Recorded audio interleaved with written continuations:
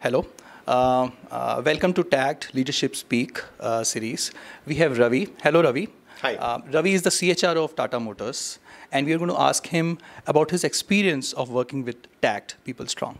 So actually, the relationship that TAG has with Tata Motors precedes my joining Tata Motors. So we've been partners now for 4 years.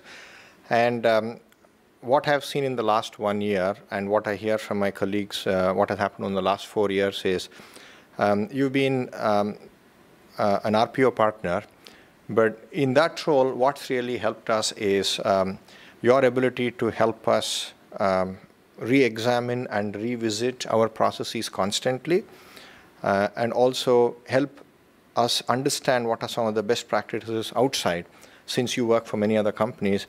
These two things have really helped us to make sure that we are able to understand the needs of our customers who are hiring managers better. We are able to make sure that the drop rate is less, and we are able to give the candidates a better experience in their quest for a career at Tata Motors. Thank you, Ravi. So, Ravi, what are your plans for next 1 year going forward at Tata Motors? In terms of hiring? In terms of hiring. Yeah. Look, you probably know that the industry is going through a tough phase, right? But there is always opportunities for great talent, and there is always a need for great talent. So I think the numbers would probably be lower, but we will continue to look at talent in specific areas because the industry is going through a change. The acronym that everyone uses, either CASES or ACE. So that is an area that we too will have to continue to build up. So there will be specific areas that we perhaps will look for talent, maybe not in the same numbers. Wonderful. Thank you, Ravi. Ravi, the second set of question I wanted to ask about, you're a leader at the top at Tata Motors. What are your plans, and how in general as a leader should develop a second line of leadership? Right. Look, in most companies, I think an ongoing conversation is about succession planning, right? So my experience with succession planning has been that this is a responsibility of every leader, and that should be made evident, and that should be something that we should hold leaders responsible for. I would put that as a huge deliverable of every leader, right? The second one is for us to be able to build a great second line or a succession plan. We need leaders who are confident to hire talent who are better than themselves in their team. That is, I think, a huge shift that we have to constantly work with to get people comfortable to have folks who can challenge them in their team. They encourage an open debate, and they're really not threatened by having strong team members. Right?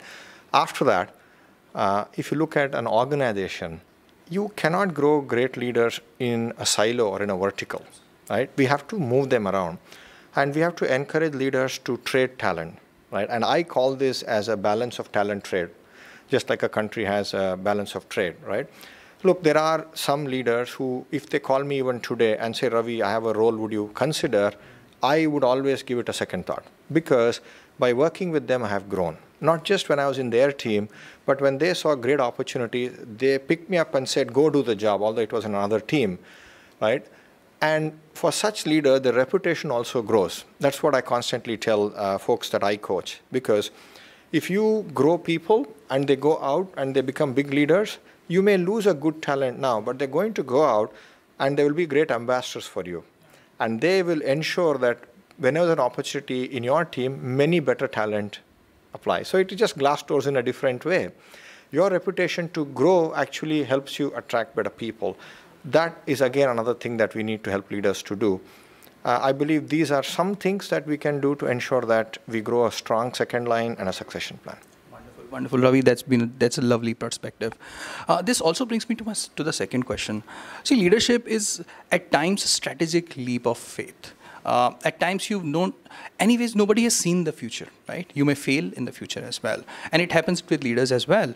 How do you cope up with failure as a leader? Right. Look, one of the most revealing questions in an interview can be, what have you failed at, right? And what did you learn from it, right? because it tells you a bunch of things, right? It tells you about the how well an individual knows himself, right? And self-awareness is a key part of leadership. The second one is, if you never failed, that means perhaps you never have taken a big enough risk, right? So I would say that everybody has failures if they are a growth leader. And that point brings me to the whole concept of growth mindset, which there's increasingly connotation in the world today, right? Looking at failures as really not looking at it and losing your confidence and kind of spending your time brooding over it, but looking at it in terms of first accepting the failure and not actually hiding it, but because I think vulnerability is also a leadership criteria, right? So talking about failures openly, accepting failures, and seeing what lessons can be learned. I think these are very important attributes of a leader. And like you said, the world is fast evolving, and unless we begin to experiment with our own leadership style and what we do, we get fast outdated. So those are my thoughts on failure. Wonderful. Thank you, Ravi.